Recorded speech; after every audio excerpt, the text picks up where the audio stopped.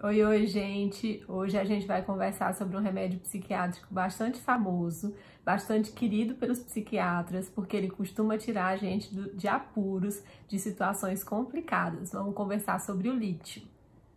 O lítio é uma medicação bem antiga já, que costuma ser uma medicação de socorro quando a gente tem pacientes graves, especialmente pacientes com transtorno bipolar. Não que ele seja usado só para casos em que a gente está com um paciente grave, ele também é usado para pacientes que não têm quadro grave, mas ele costuma ser bastante efetivo no tratamento do transtorno bipolar. Atualmente, em bula, no Brasil, ele é aprovado para o tratamento de episódios maníacos do transtorno bipolar, para manutenção do tratamento do transtorno bipolar, para evitar crises depressivas e maníacas, e também para o tratamento adjuvante, ou seja, potencializador nos casos de depressão. Tem algumas indicações que são potenciais, mas não são aprovadas em bula, mas que ele pode ter um efeito importante. As principais são a dor de cabeça de origem vascular e a neutropenia, ou seja, a diminuição dos neutrófilos no sangue. Ele tem esse potencial de aumentar os neutrófilos e muitas vezes os médicos prescrevem com essa intenção. Vamos lá saber mais sobre esse remédio. Apesar de ainda ter um mecanismo de ação incerto, o que já se sabe é que o lítio ele tem uma ação sobre a absorção de sódio pelas células não só neuronais, mas também musculoesqueléticas, e essa ação provavelmente contribui para que as catecolaminas e as serotoninas sejam absorvidas e sejam moduladas de uma maneira diferente. Além disso, é sabido que ele tem uma ação neuroprotetora considerável, promovendo fatores de crescimento neuronal, aumentando substância cinzenta cerebral, favorecendo sinapse e por isso tem esse efeito neuroprotetor. Normalmente, demora de 1 a 3 semanas para a gente começar a observar os efeitos terapêuticos. Uma coisa bem interessante do lítio é que é bastante disponível a gente dosar o nível sérico, a dosagem sanguínea do lítio, e aí a gente consegue acompanhar melhor esse paciente. Existe um nível terapêutico, né, que a gente considera para os pacientes em manutenção de tratamento fora de crise. A litemia, ou seja, o lítio sérico, precisa estar entre 0,6 e 0,8, e os pacientes que tiveram crise recente ou que estão em crise, ele precisa estar entre 0,8 e 1,2. É importante a gente manter esse nível sérico adequado para a gente garantir que o paciente está sendo tratado de maneira correta. Níveis menores do que isso muitas vezes não são terapêuticos, especialmente se o paciente está usando apenas lítio. E níveis maiores do que 1,2 são tóxicos. Eu vou conversar mais para frente sobre a toxicidade do lítio, então é importante a gente acompanhar esse nível sérico não só para garantir tratamento, mas para evitar a toxicidade. Mais uma vez, o tratamento não só do transtorno bipolar, mas também dos quadros depressivos mais graves, mais resistentes, muitas vezes envolvem associações de medicação. O carbonato de lítio é uma dessas medicações que pode ser associada. No caso do transtorno bipolar, é comum a gente fazer associação com ácido valproico, com a lamotrigina ou com os antipsicóticos atípicos, dependendo do episódio em que o paciente se enquadra naquele momento. E aí, de antipsicóticos atípicos, a gente inclui toda aquela gama de medicações que a gente vem conversando, incluindo olanzapina, risperidona, ziprasidona, quetiapina, aripiprazol, lurazidona e por aí vai. Já quando a gente pensa no tratamento de um quadro resistente de um transtorno depressivo, a gente normalmente associa com o antidepressivo das mais diversas classes, né? Também conversamos sobre eles. Quando a gente está pensando em associar um antidepressivo com o lítio no tratamento do transtorno bipolar, na depressão bipolar, a gente sempre precisa tomar cuidado, porque o uso de antidepressivo pode induzir virada maníaca ou ciclagem rápida. Então, não é proibido, mas é feito com bastante cuidado. Cuidados que devem ser tomados antes mesmo de começar e durante o tratamento com carbonato de lítio. É recomendada a avaliação da função renal e função tiroidiana antes de começar a medicação, porque elas podem sofrer alterações durante o uso da medicação e a gente precisa saber se já existiu ou não alguma alteração.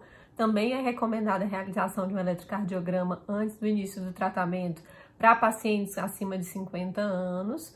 Se recomenda o monitoramento da função renal e tireoidiana de 1 a 2 vezes por ano durante o tratamento e o monitoramento do nível sanguíneo ou nível sérico de lítio. Como eu falei antes, existem algumas escolas que falam que a litemia deve ser mantida entre 0,8 e 1,5 para pacientes em crise ou com crise recente, e outras que falam que é tolerável manter isso entre 0,8 e 1,2.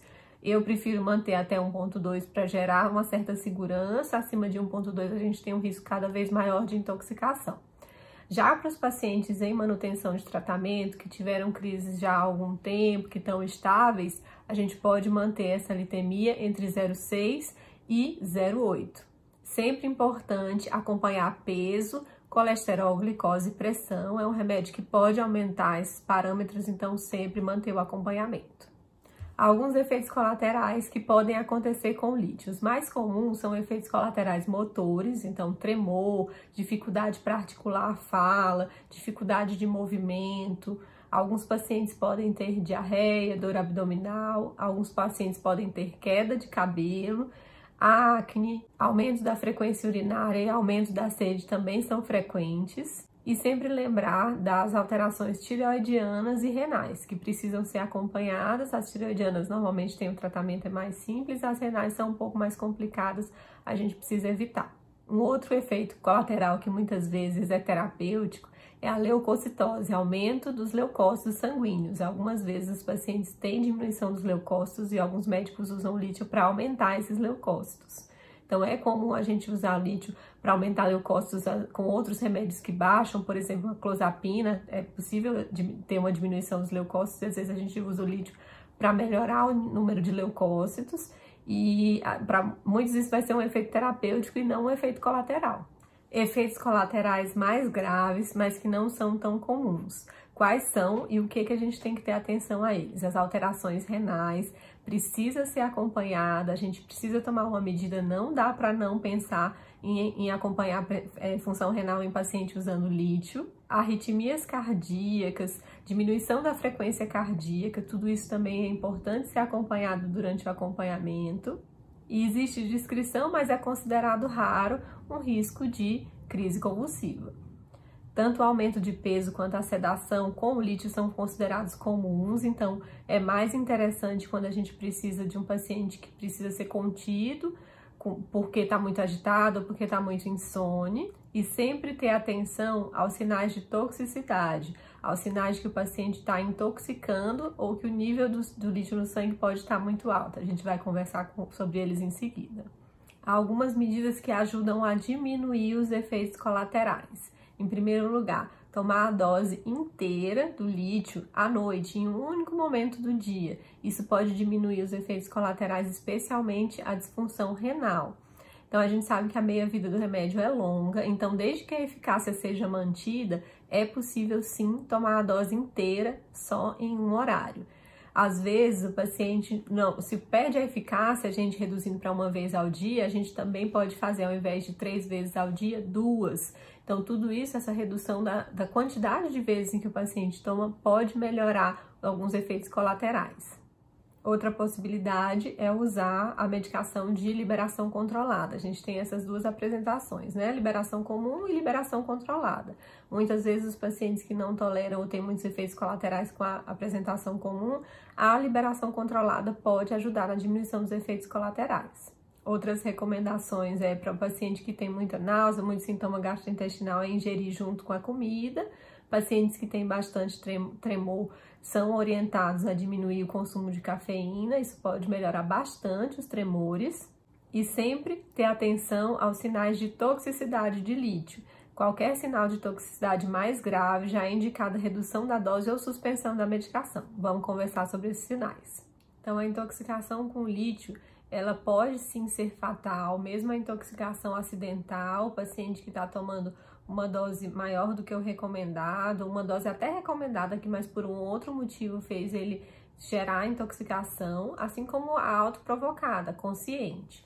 Então, a gente tem que tomar bastante cuidado com isso, e sinais de alerta são tremor importante, dificuldade de articulação da fala, alterações autonômicas como aumento ou diminuição muito importante da pressão arterial, crise convulsiva, coma e delírio, como a gente já conversou, alterações do estado de consciência, agitação ou sonolência excessiva. Cuidado com esses sinais. Algumas precauções também precisam ser tomadas em paciente de uso de diurético, que pode sim causar intoxicação. A associação do lítio com o diurético pode aumentar o nível sérico do lítio e por isso causar intoxicação, então atenção a esses pacientes. E uma outra recomendação também que pode ajudar no controle de um efeito colateral comum é o uso de propranolol para controle dos tremores. Pode ser uma associação interessante.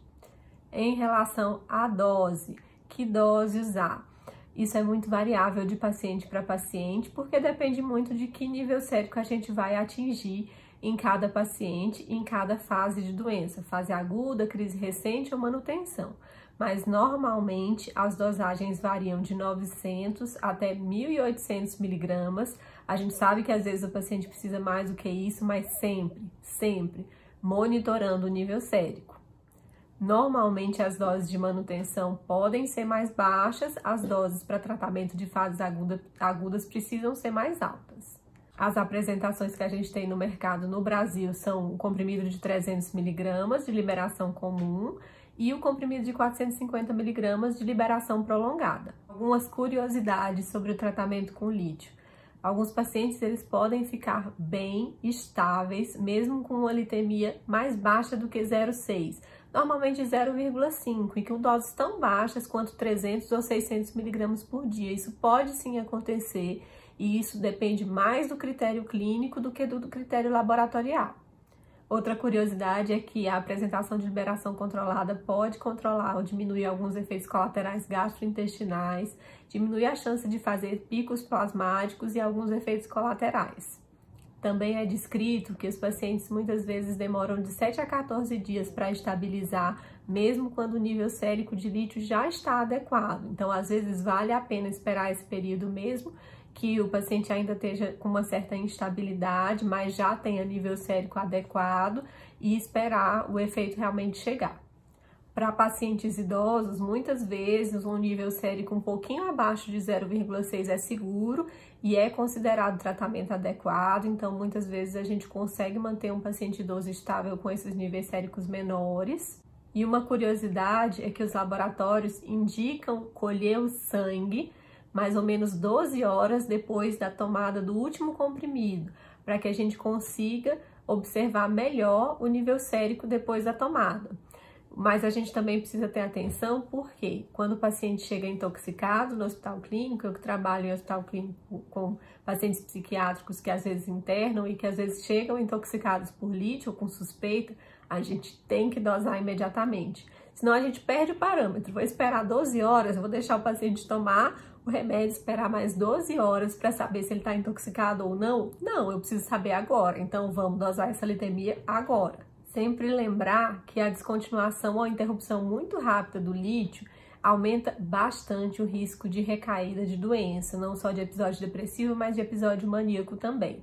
Então, toda vez que o paciente vai mudar de remédio, que o paciente vai interromper o tratamento, isso precisa ser feito devagar.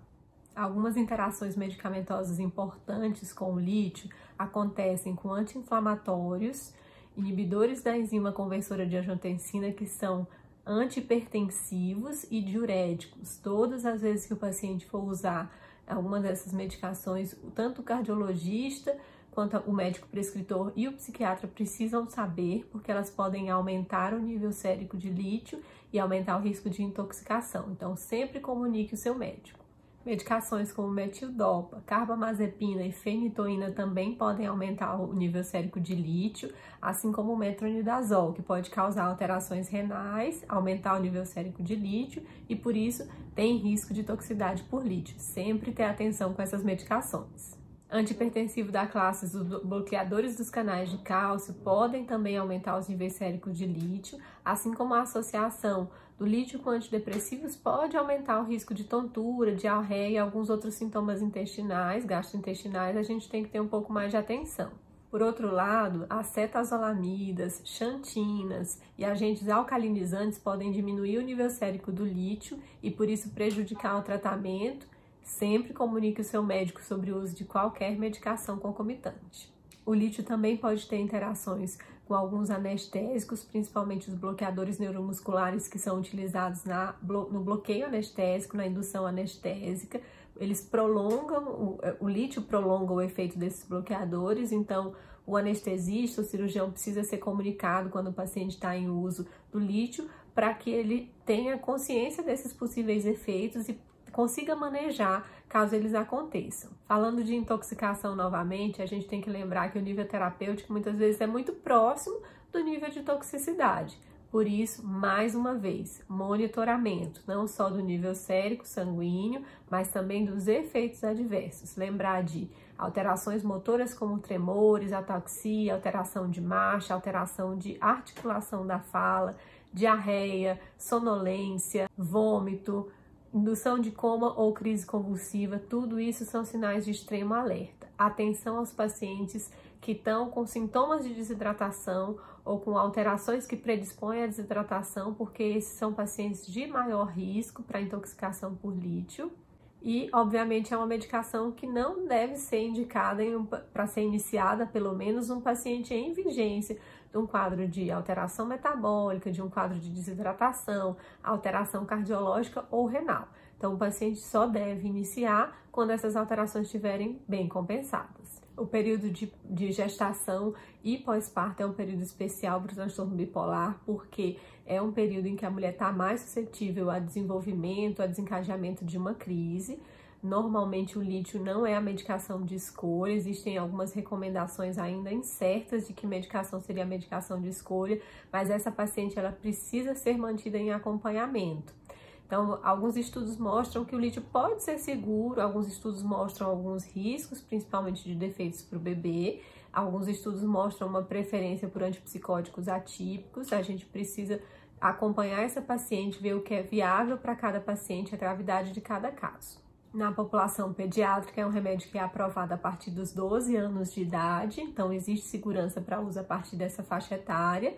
E nos idosos, normalmente a gente observa que eles podem ser mais suscetíveis a efeitos adversos. Às vezes a gente precisa usar doses mais baixas e às vezes a gente tem sucesso com o tratamento, mesmo com o nível sérico de lítio um pouquinho abaixo de 0,6, que é o recomendado. Uma característica muito importante do lítio é que é uma medicação que foi comprovadamente eficaz no tratamento de pacientes com ideação suicida ou comportamento suicida grave, especialmente os pacientes com transtorno bipolar.